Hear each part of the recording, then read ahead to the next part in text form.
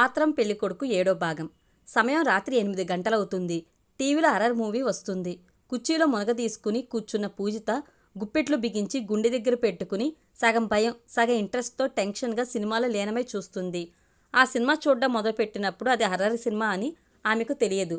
మధ్యాహ్నం పరీక్ష పూర్తయిన తర్వాత సుధీర్తో ఇంటికి వెళ్ళి తన బట్టలు రేపటి పరీక్షా పుస్తకాలు తీసుకుని మనోజ్ వాళ్ళ ఇంటికి వచ్చిందామె. బాగా ఆకలిగా ఉండటంతో అశ్విని వడ్డించిన భోజనం తిని తనకిచ్చిన గదిలోకొచ్చి రాత్రి సరిగా నిద్రపోకపోవడంతో మత్తుగా పడుకుండిపోయింది. సాయంత్రం షణ్ముఖ్ వచ్చి డోర్ బెల్ కొట్టే వరకు లేవలేదామె.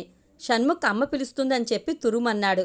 ఫ్రెష్ అయ్యి కిందకెళ్ళిన పూజితతో పేరెంట్ని పిలవడానికి వెళ్తున్నాం, నువ్వురా అంది అశ్విని.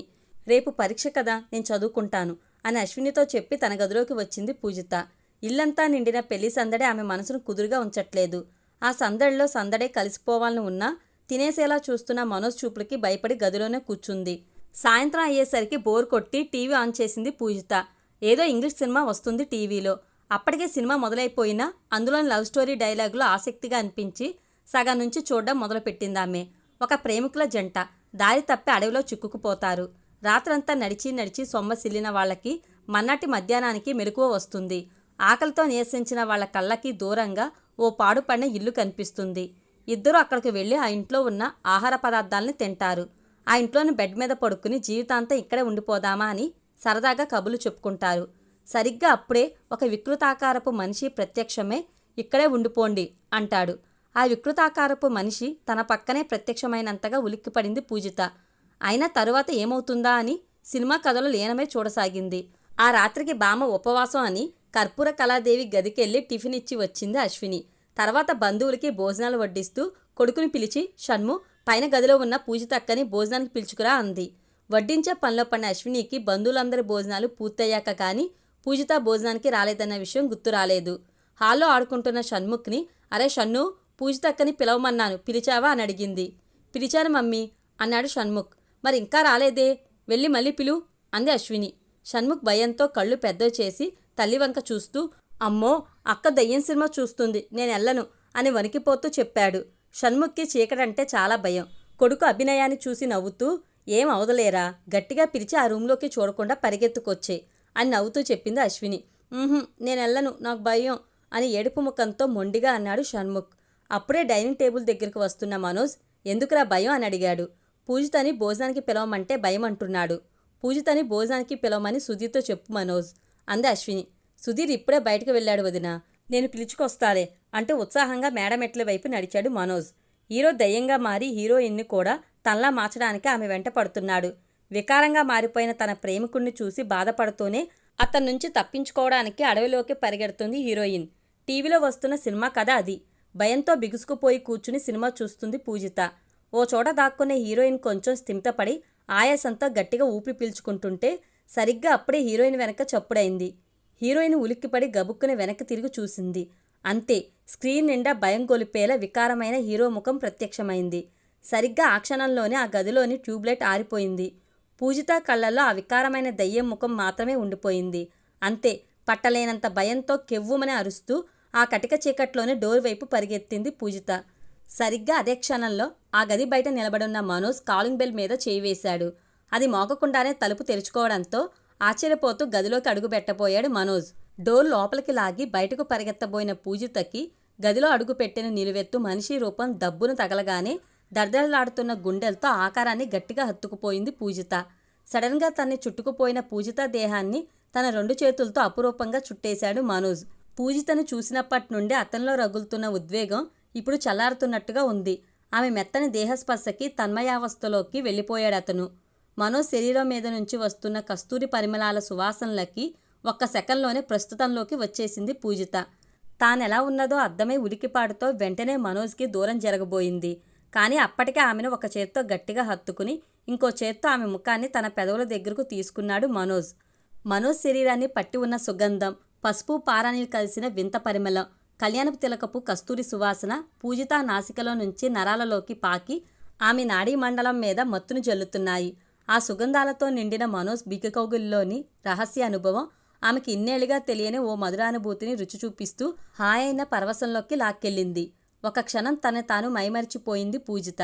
మనోజ్లోని ఆవేశానికి ఆ ఒక్క క్షణం చాలన్నట్టు ఆమె పెదవులతో అతని పెదవులు ముడిపడిపోయాయి. మనోజ్ ప్రవర్తనకి బిత్తరపోతూ బలవంతంగా అతని చేతుల్ని విడిపించుకుంది పూజిత. అతని ఆవేశానికి, ఆమెలోని ఆత్మవిశ్వాసానికి కొన్ని క్షణాల పోరాటం.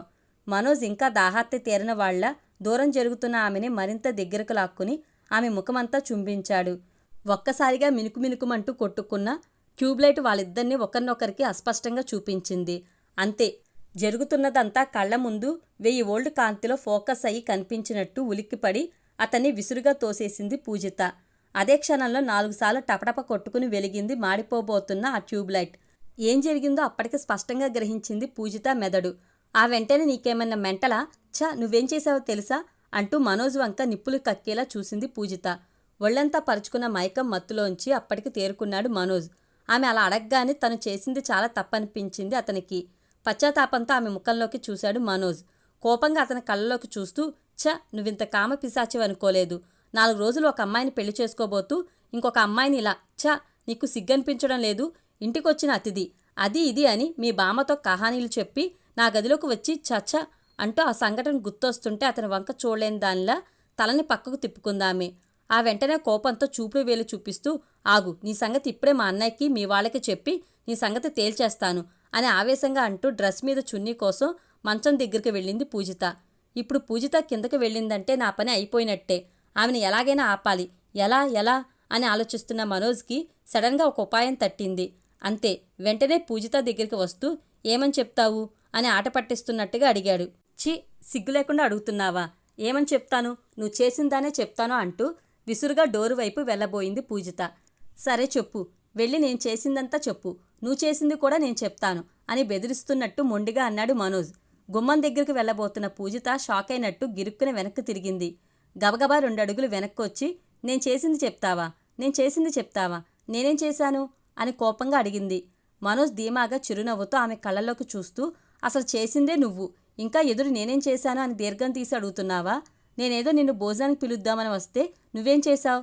కావాలని డోర్ తీసి పరిగెత్తుకుంటూ వచ్చి నన్ను వాటేసుకున్నావా లేదా అని రెట్టిస్తున్నట్టుగా అడిగాడు మనోజ్. కిన్నురాలే చూసింది పూజిత. ఏంటి, తప్పు చేసింది చాలక నన్ను బెదిరిస్తున్నావా?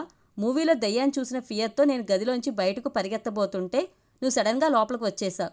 చూసుకోకుండా తగిలాను, ఆ మాత్రానికే ముద్దు పెట్టేస్తావా అని రోషంగా అడిగిందామె. మరి ఏ మాత్రానికి పెట్టాలి అని నవ్వుతూ కళ్ళెగరేసి అడిగాడు మనోజ్. అతను నవ్వు చూడగానే ఆమెలో ఎక్కడలేని కోపం సలసల మరిగింది. తప్పంతా తన మీదకు తోసేసి అతను లోపల నవ్వుకుంటున్నాడని అర్థమైంది ఆమెకి. ఒకలాంటి తెగింపుతో, సరే చెప్పుకో, నాకేం భయం లేదు. అందరూ నేను చేసిన దానికి తిడతారో నువ్వు చేసిన దానికి తిడతారో నేను చూస్తాను అని మళ్ళీ గుమ్మం వైపు తిరిగిందామె. సరే, నీకంత నమ్మకం ఉంటే వెళ్ళి ఇక్కడ జరిగిందంతా ఉన్నది ఉన్నట్టు నీ నోటితోనే అందరికీ చెప్పు. లేదంటే నేను నీ మీద ఇంకో 4 కల్పించి చెప్తాను. అంతా విన్నాక వాళ్ళేమంటారో కూడా ఓసారి గెస్ చేసుకుంటే మంచిది. అందరికంటే ముందు మా బామ్మ ఏమంటుందో తెలుసా? వాడు ముద్దు పెట్టాడంటే వాడికి వాడిగా వచ్చి పెట్టలేదు కదా, నువ్వు వాటేసుకున్నాకే పెట్టాడు. వాడు మగాడు, ఇందులో వాడు తప్పేముంది? నువ్వు వాటేసుకోకపోతే వాడు ముద్దెందుకు పెడతాడు? అసలు అమ్మాయి తనంత తానుగా వచ్చి వాటేసుకుంటే ముద్దు పెట్టుకొని మగాడు ఉంటాడా అంటూ ఇంకా చెప్తున్నాడు మనోజ్. అతని వంక చిరాకుగా చూస్తూ, ఓయ్, మాటకి వాటేసుకుంది ముద్దు పెట్టానని 100 సార్లు అనకు. నాకు కోపం పీక్లో ఉంది. ఏం చేస్తానో నాకే తెలీదు అని కసురుకుంది పూజిత. నేను 2 సార్లు అంటేనే ఇంత కోపం వస్తుంది నీకు? మరి నువ్వు కిందకెళ్ళి ఈ విషయం ఇంట్లోని వాళ్ళందరితో చెప్పగానే వాళ్ళు ఒక్కొక్కళ్ళు ఒక్కొక్కసారన్నా ఏంటి నువ్వు వాటేసుకున్నావా, మనోజ్ ముద్దు పెట్టాడా అని అంటారు కదా. ఇంట్లో ఎంతమంది ఉన్నారో వాళ్ళు ఎన్నిసార్లు నిన్ను అడుగుతారో ముందు లెక్కలేసుకో. అంతా విని అందరూ చివరికి ఏం తేలుస్తారో తెలుసా? మా మనోజ్ గారిని రెచ్చగొట్టింది నువ్వు వాటేసుకోవడం వల్లే వాళ్ళ లేనిపోని హార్మోన్లన్నీ నిద్రలేచాయి. దీన్ని ఫిజికల్గా చూసినా సైంటిఫిక్గా చూసినా తప్పు మొదట నీది, తర్వాత మనోజ్ది అంటారు. నువ్వే తప్పు చేశావన్నట్టు చూస్తారు అని ఆగి అలుపు తీర్చుకున్నాడతను. దానంతా ఊహించుకుని ఒక్క క్షణం రెప్పవాల్చగా బెదురుగా నిలబడింది పూజిత. ఇంకా అలా చూస్తున్నావేంటి? నా పాయింట్ అయిపోయింది. ఇప్పుడు వెళ్ళి మీ అన్నయ్యకి, మా అన్నయ్యకి, వదినికి చెప్పు. మర్చిపోయాను, ముందు మా బామ్మకి చెప్పు. ఎందుకంటే మా ఇంట్లో ఎవరికి ఏ విషయం తెలిసినా ముందు వెళ్ళి బామ్మకి చెప్తారు.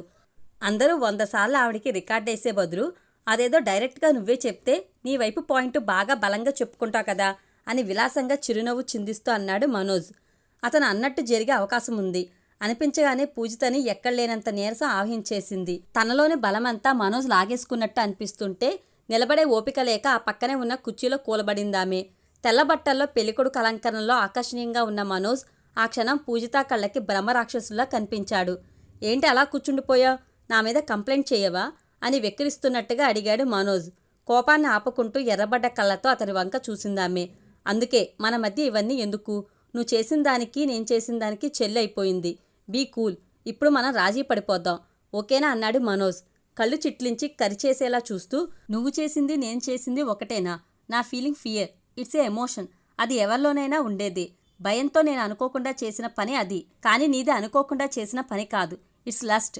నువ్వు కావాలనే నన్ను ముద్దు పెట్టుకున్నావు అని ఆ చివరి మాటలు అంటూనే ముఖం వికారంగా పెట్టింది పూజిత.